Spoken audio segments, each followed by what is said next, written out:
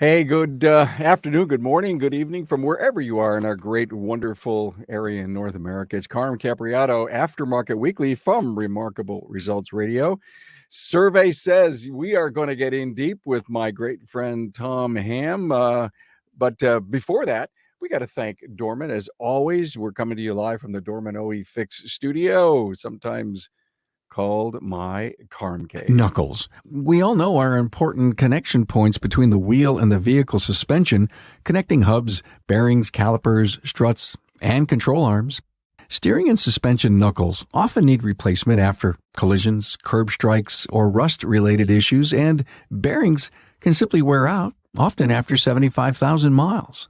Unfortunately, when it comes time to replace a knuckle or a press-in bearing, there's often rust. That can result in hours of labor that require a shop press and risks potentially damaging the knuckle or backing plate. Dorman has created a time-saving solution with their loaded knuckles. These knuckles are complete assemblies that are tech-preferred. They are an easy bolt-on solution for difficult bearing and knuckle replacements that save significant time and money for you and your customer. Hey, want to know more about Dorman? Visit dormanproducts.com/tour. As always, thank you so much, Dorman. I appreciate that. Bring on Tom.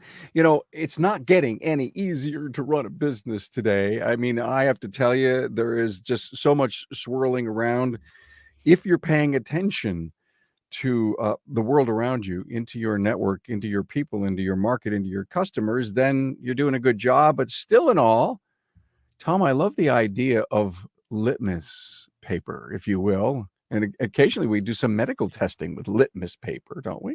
Sure, all kinds of fun stuff. And I got to make a comment on your late 60s, early 70s. I remember the Dorman boxes of various that they had solutions for stuff 50 years ago. I remember in the gas station we'd have them on the shelf. So I just the Dorman always brings you are back right. these kind of memories from they have the drive.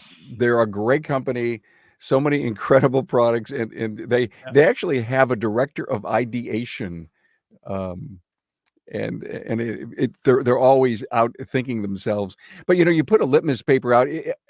The great company that you have, AutoCentric in Grand Rapids, is a shop. You've been legacy owner of that, and then Automotive Management Network, amnshop.com.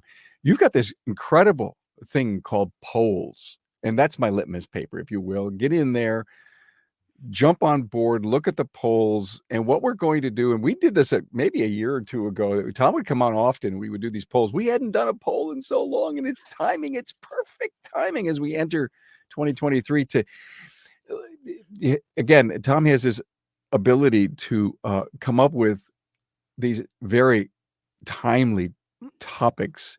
And what I'd like to do is I'd like to show our first slide. Let me see if I can pull it up here. And what we try to do with the polls is you can have fun with polls, and our polls really aren't intended to be fun. They're intended to be management help polls so that you can get some solid information to help run your shop from the polls.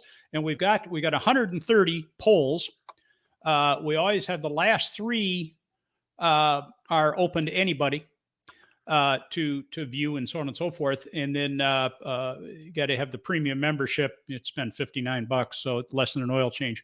And that'll get you into a whole bunch of stuff, including the other 127 polls. Yeah. And we also leave them live too. So you can go in there and you can answer 6 or 8 or 10 of them yourself.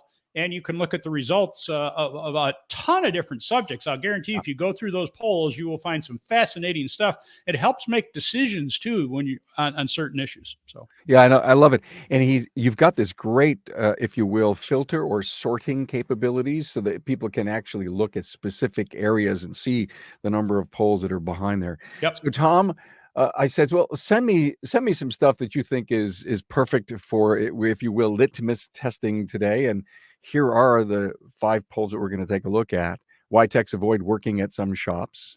So interesting. Job applicants. What are the possible reasons they might be rejected that you're saying no to? And are you paying for health insurance premiums for your people? And tell me about the stress level in your shop. Oh, my God. You need pills for that. And then service advisor responsibilities. We've done shows on that, and I am so glad you did a poll on that. So, hey, are you ready to jump in and let's show the results of our first poll? Yes, sir. Let's do it. All righty, here we go. So here's the first poll: why techs avoid working at some shops. Tom, I'll give it over to you. Well, number one, I mean, everybody can guess what number one is going to be. And obviously that's what it is. But I think we had, I don't know, 24 different options here that people could pick from in this poll. And what's interesting, I thought number 2, 3, and 4 were interesting. That if a shop is too dark, if it's too dirty, and if it's too disorganized, I'm not going to work there. Yeah. I think that would have been different years ago, but I think the people nowadays, you're a little bit more modern, more high tech employee who doesn't want to work in one of these dark caves from the 1950s. They've just had enough of that, and they want a nice workplace. Tom, I think this has a lot to do with our younger generations. I mean, so many of the, if you will, legacy, and I don't want to say the world old timer, but I think you know what I mean. They've been around a while. We grew up in what happened to be, dark and dirty and, and greasy floors. And today, first of all, when you get a chance to see some of the incredible top shop operators and how clean and bright their places are, you have a choice. But I think so many of our young people, and some other things, the next slide is very apropos. They just want a nice place to even eat lunch, right? Yeah. What was interesting on that next slide is these were the things that came in last. So this is kind of at the opposite end of the spectrum. What were the technicians least concerned about? What were their not that big a deal? And that's kind of interesting too. Is as owners, we'll spend a lot of money on putting together retirement IRA plans. We'll spend a lot of money on a beautiful break room, so on and so forth, which came in last on the technician's desire list. Yeah, but Tom, if you go back to the fact that it was dark and dirty and disorganized, and yet I don't care about a lunchroom, I don't think that jives with me. I think they want that as part of bright and beautiful. That's my opinion. I tend to agree with that, and I want to agree with it. We've actually kind of posed this question in the past, and it's amazing how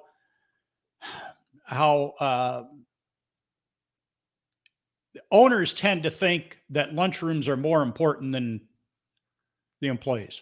Yeah, is what I found over the years. I got it. I found a little weird, yeah, but that's okay. what I have found. I see what you're saying, and boy, I have to tell you that zero tolerance drug policy.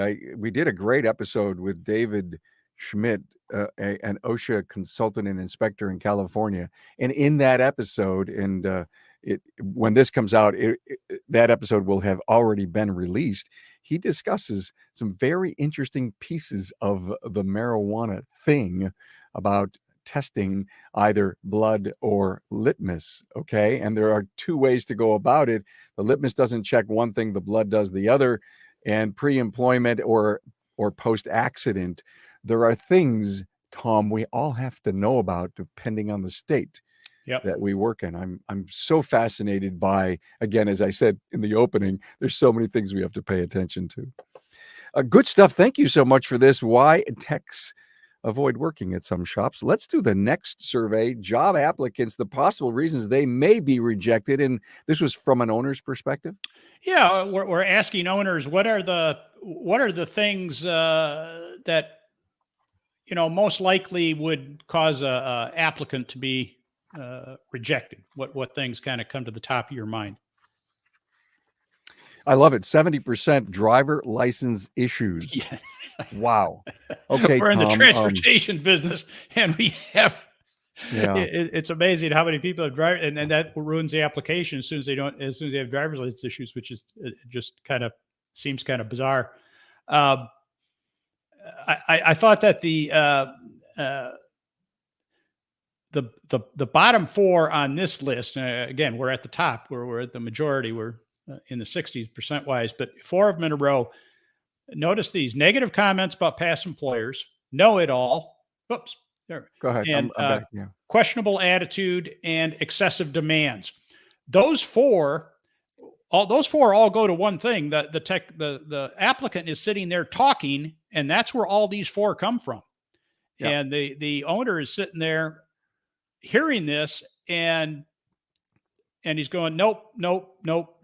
I don't want this guy. And you can often tell right away. So it was, this is a great poll for technicians to pay attention to. Yeah, there's no doubt. What are they looking for? Yeah, we want them to talk, Tom, and we really want to be a good listener. And when you start seeing the know-it-all, the questionable attitude, the excessive demands, I think you got to think that they could be nervous. And I think you need to dig in a little deeper and ask some follow-up questions in that area. And if you can't get them off of their Mr. Know-it-all thing, then in my opinion, the interview doesn't go much further. Yep, absolutely. Yep. And the frequent job changes. I mean, if the guy needs, can I have an extra sheet of paper to list more of my jobs? Or he brings in a 3-pager for you. I mean, again, Tom, here's the only other thing is if you see some good stock in front of you, then you may want to go out and say, hey, look, tell me about these last 10 jobs. Why 1 year apiece? What were you looking for when you changed to the next job, and were you able to get it? You could find an answer that satisfies you.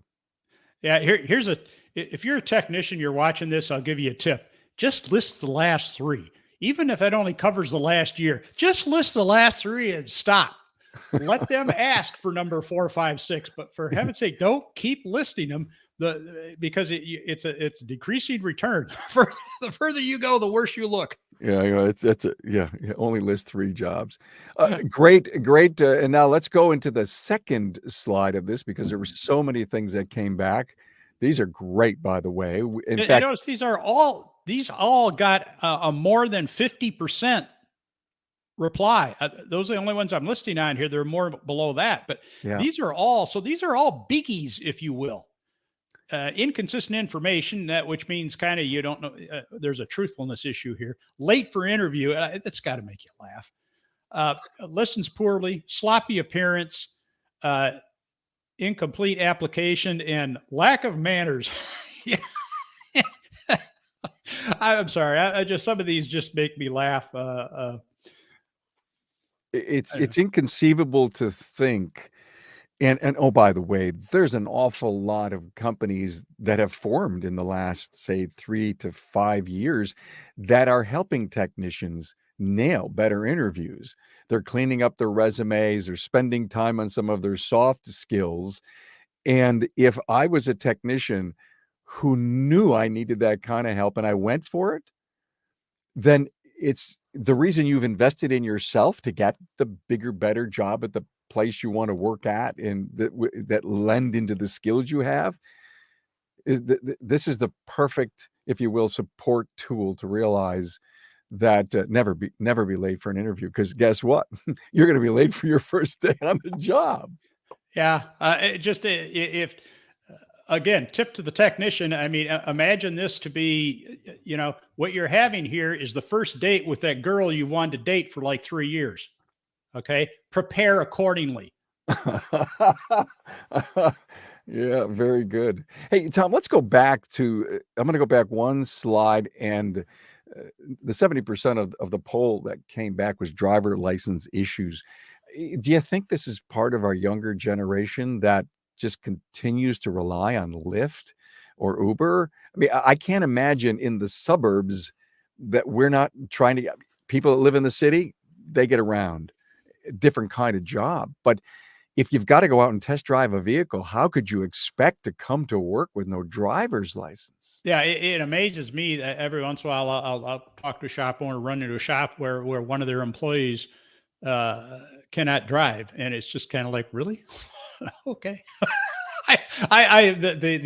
What that does to the efficiency in a shop, because everybody has to pitch in and they have to help out Fred because Fred can't drive. So everybody's got to do stuff for Fred, and it just becomes a giant nuisance. So I think we did it once, and that was our only venture. We never determined to never do it again. I mean, that's a scratch your head moment. Yep. It is. It really is. All right, let's do the next one. Here we go. Next one is job application. Oh, no, we did that. I'm sorry. Yep. Apologize, everyone. Who is paying for health? What percentage of health insurance premiums are you paying? Yeah. The question here is, what percent do you pay as the owner? And 35%, 1 out of 3 owners say we pay nothing, 0. And at the other end, 1 out of 5 owners say we pay for it all. And then you have the ones that are in the middle. And I kind of split those up a little bit. About 27%, about 1 out of 4 pay half.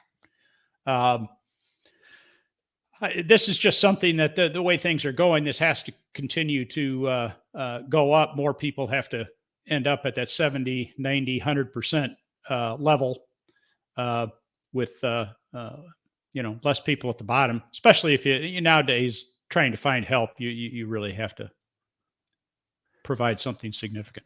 The word in the industry is unicorn. You're looking for really an exceptional individual, good quality stock, great commitment to the company and to the culture, willing to continually learn. A unicorn. You got to pay 100% of that person's healthcare if you want an individual like that. Number 2, the question is, how do I do that? It's not like, why should I? Because you'll never really build the kind of team you're looking for so that you could be like Tom and spend 6 months in Florida. But you can do it. And everybody who hires themselves a coach, joins a networking company, understands their financial statements better, appreciates what their labor rate means to the profit of their business and their parts matrices on the margin of their parts, ends up with the kind of money you need to pay that level. Well, yeah, and it's so most shop owners, it's very simple from the parts end, because here's a part that always cost me $10 and I charge X, whatever my markup is. And then, so for whatever reason, there's big price increases. Now it costs $12. And so it's usually automated in software. So now the owner, he's charging more for it because now it costs him $12. And the same applies. And I don't want to refer to a technician as a part, but in a sense, an hour of technician's time is like buying a part. Except you can't return it. It's not returnable. But still, you've bought this part. And if the part costs more, then you need to charge more for the part. Yeah. So that's in so many of these things, whether health insurance, pay, and all these other things, equipment and everything else. I mean, that's if you're paying more for something, you need to charge more for something. Yeah, Hunt Demarest, who's on the Aftermarket Radio Network, did a great podcast. Off the top of my head, guys, I'm sorry I can't remember the number, but if you listen to Hunt, then you would have heard this. And he talks about the different. You may have 5 or 6 steps in your parts matrix, margin matrix. And he said, if you think about, if it was 1900 and the lowest part of your thing could be, 50 cents, and today, maybe $3 or $4. When you look at what's going on with inflation today, he suggested that there's a bump up, 1 level bump up in that your lowest margin parts are costing more now and you can make more money on it. So you've got to really take a look at that because you've got to make more money as inflation is happening the way it is. So that's a great point. It's going to continually get more expensive to operate, and you just simply have to, you have to have enough income to cover it all. So anyway. Yeah. Great point. Let's continue with the survey, and that's the pay portion. Now, here is, wow, Tom. Tom, I am so glad you sent me this. Stress levels at your shop. Let me explain that to you. It was from 1 to 10, with 10 being the worst stress level. So tell us the results. Yeah, and you could leave that slide up if you want a little bit just to make sure we explain it properly, because like you said, that it's not supposed to add up to 100%. The point is that when we ask technicians, or employees of any kind, so it could be service advisor or anyway, or the owner. What's the stress level where you work? A scale of 1 to 10.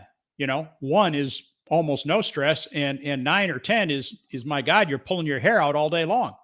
And we had 40%, 4 out of 10 people said it's 8, 9, or 10.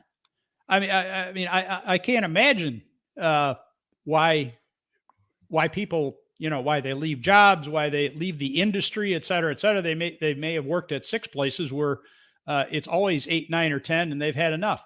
5 being the midpoint, we've got 4 out of 5 people said the stress level is average or above average where they work.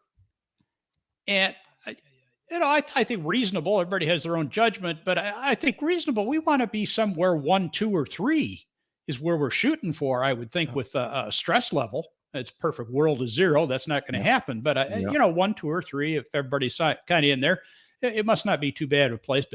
But we got less than 1 out of 5 people saying it's 4 or less. That's just scary. I mean, that's, why are people going to leave the industry? Why are people going to quit working at your shop? There you go. I'm so glad you did this. I'm so concerned about workflow issues, policies, procedures, and all of that lends to that the left hand knows what the right hand is doing. And when you start, I don't care if it's a ticket at the counter or a job in the bay, and there isn't a procedure to follow, then stress ensures. What's the word? Ensures. Keeps going. It's just there. And Sure. this is, I think this is a big issue that we all need to take a look at, because if you're looking, we say, well, my God, I hired this person and, I had a great interview, found a good tech, gone 6 months later. You didn't do a good exit interview to find out what it is. And maybe that individual didn't even stop to tell you what the issues are in the shop. But I think you've got to learn. Tom, thank you for bringing this up. You've got to manage stress. Well, I think when, we, SOPs, policy procedures, that's what we always talk about that stuff all the time. And, and owners are always figuring out what do I do? How do what do I create, et cetera, et cetera. And that's something I can talk about all day long is P&P or SOPs and all that. But instead of just figuring it out yourself, which is good, and I've got a whole system for that. But another thing you can do is ask the question of each one of your employees. And the question is this: what do we do here? And anything from the moment you get here to the moment you go home, what do we do here that's not as clear as it could be? It's a bit confusing. Everybody doesn't seem to be on the same page. What things come up? You can give me 1 or 2 things. You can give me 10 things. And now you have a good policy and procedure list to work on, because these are the ones at your shop, which may be entirely different from ones at my shop, to work on, because now you're customizing them to your employees instead of a generic thing.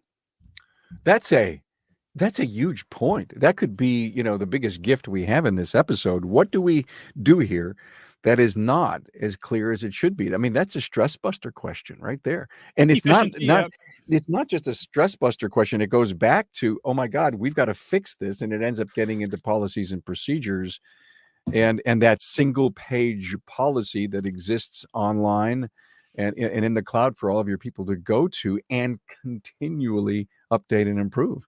That's where the question comes in. And we have a whole ton of comment on AMN Shop, Automotive Management Network, on policies and procedures and SOP. We just have a ton of comment. I mean, you should really spend some time there before you try to write any of them. Yeah, that's great. There's even instructions on how to write them. So yeah, think about that. It is an incredible resource. If you're not a member of AMNshop.com, please go there.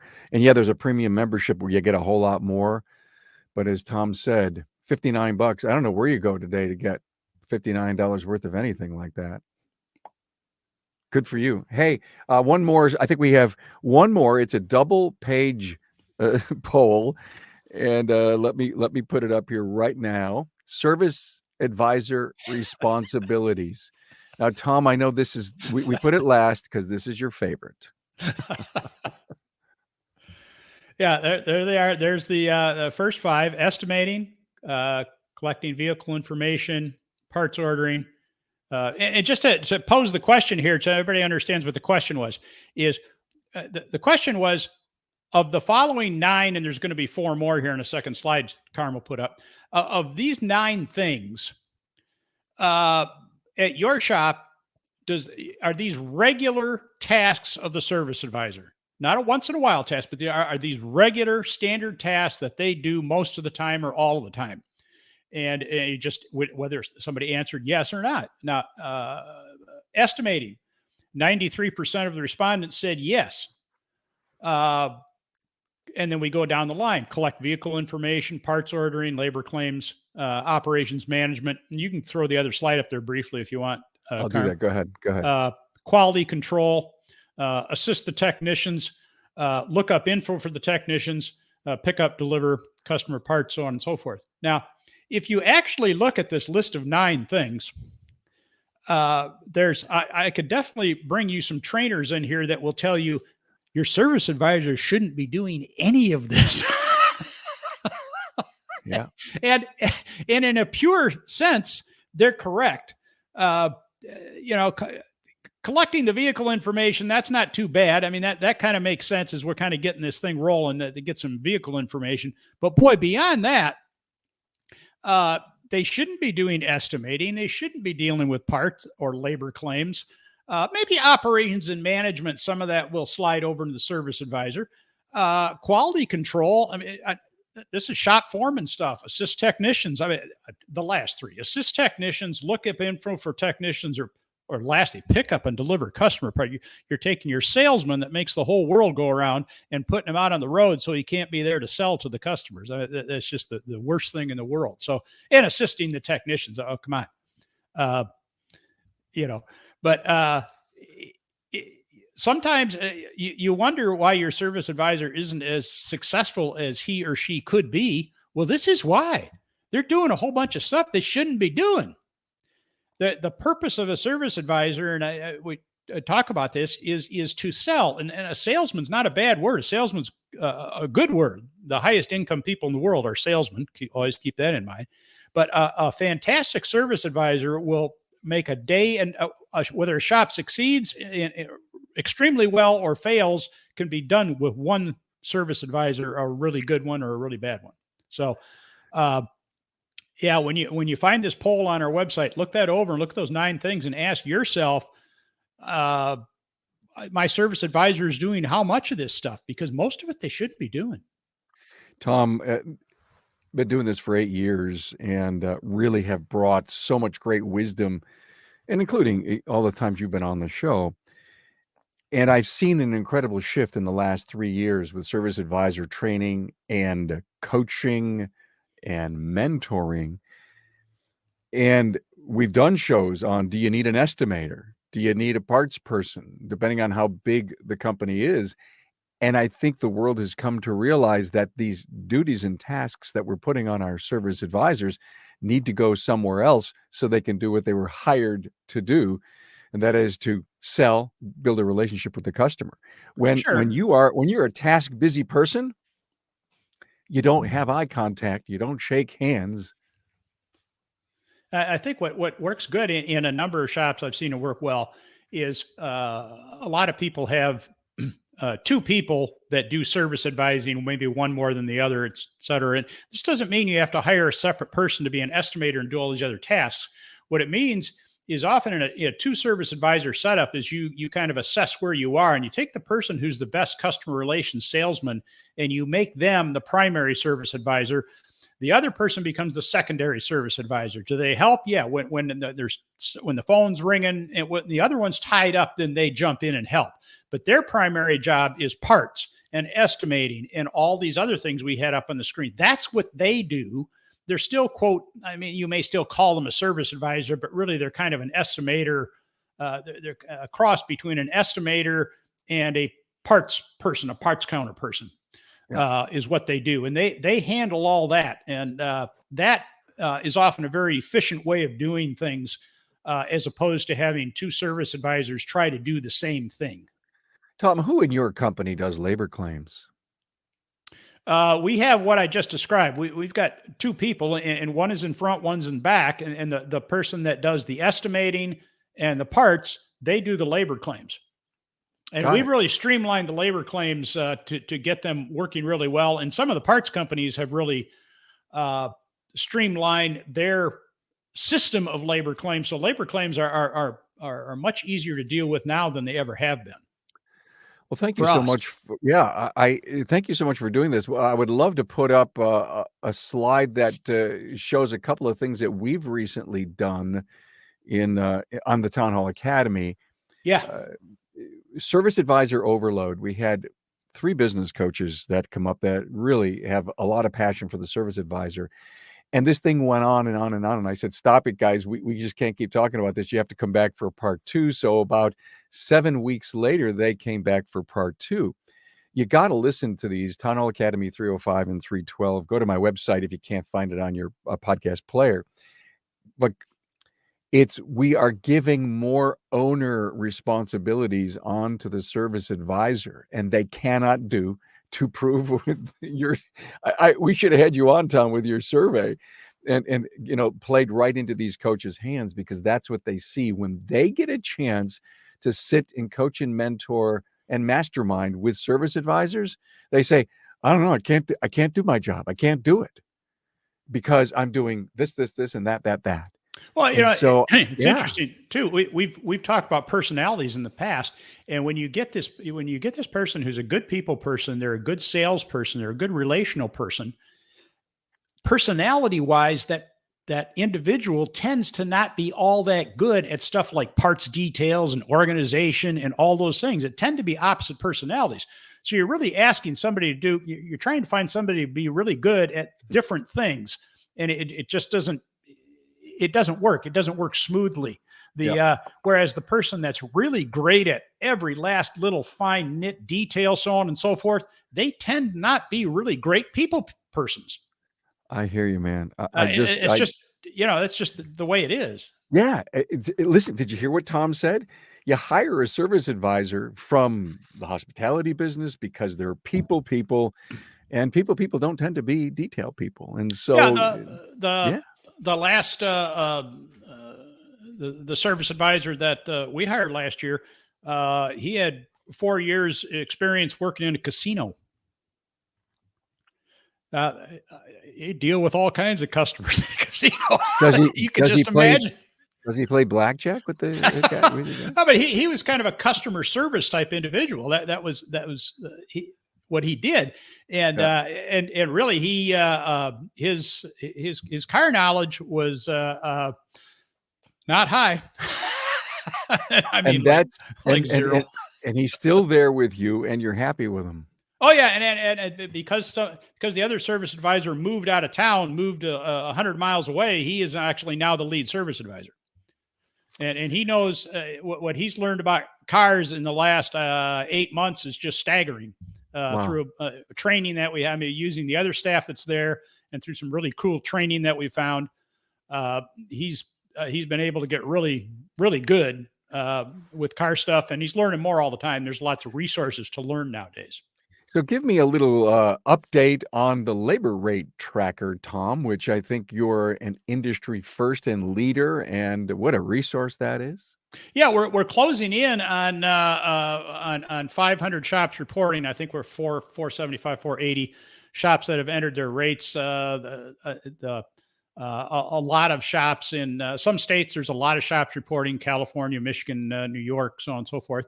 And some of the other smaller states, not as many. But you can get a feel, and the more we add the numbers, you're going to be able to get even better feel.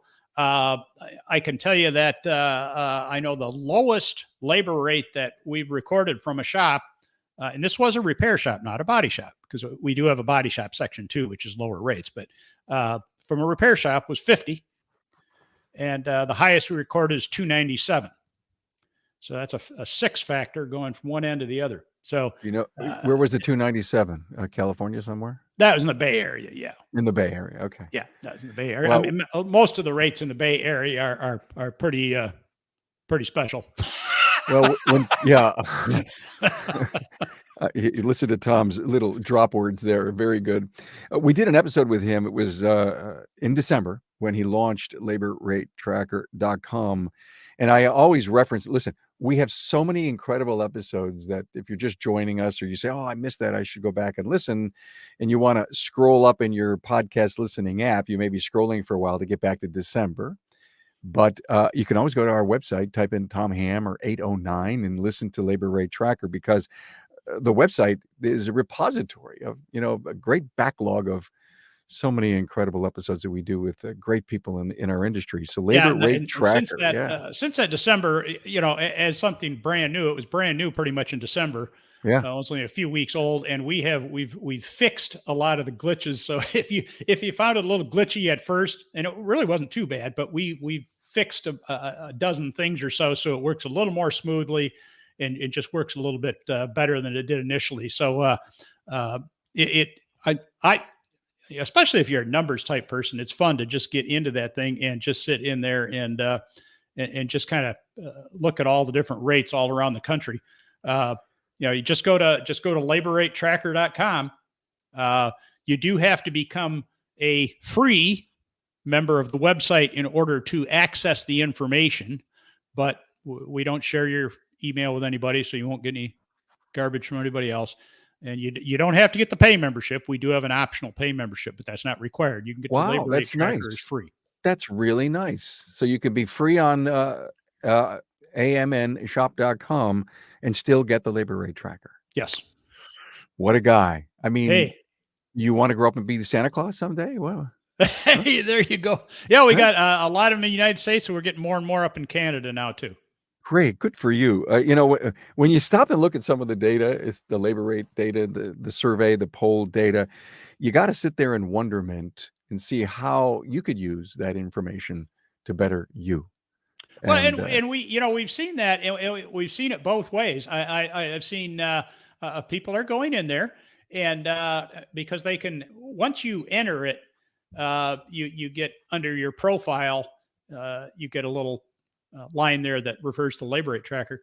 And then, so you can go in there and you can edit it. If you want to go in a month later and change it, you don't have to resubmit from scratch. You just go in your profile, go into your entry for labor rate, you can change it. And we've seen people, some go up, some go down.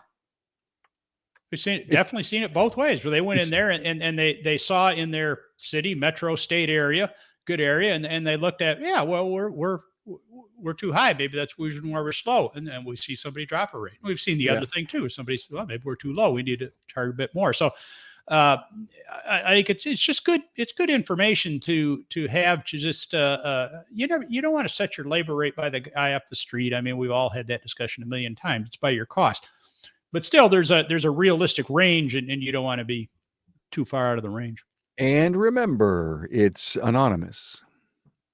Yeah, it's anonymous. Yeah. All we do, all that's displayed and all that you're asked, you're not asked you are asked the name of your shop.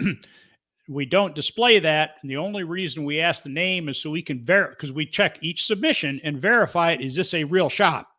Because we get about 1 out of 20 where it's just somebody who's curious and there's no real shop associated. So we delete those, we pull them back off. But we don't ask for your address or anything. And for instance, if you're in Buffalo, where Carm is, all it says is this shop is in Buffalo. Not where in Buffalo, you don't know what suburb, you don't know where, it's just in Buffalo. So that's where the pin goes on the map. So we don't want to be able to, we don't want to divulge where specific shops or for specific rates. We're just trying to get a general idea of that area.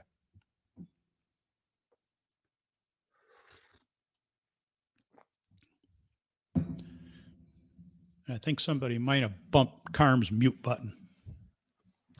I'm back. Thank you very much, Tom. As I was saying, somebody bumped my mute button. I love it. Thank you so much for being here on the show and all the great stuff and the relationship we have with you and amnshop.com. And for the latest survey results, we shouldn't spend so long away from doing this. You need to come back and toss up another really cool bunch of data. Yeah, the current survey, and I love it if people would go there and this one, because we leave the last 3 live, this won't be live for quite a while, so please go there. What we're asking, it's a little bit of a unique question. We're asking about staffing at your shop in 2023. And I think we've got seven levels on there. Are you going to add a lot of people? Are you going to add some people? Are you maybe going to add one? Are you going to do no changes?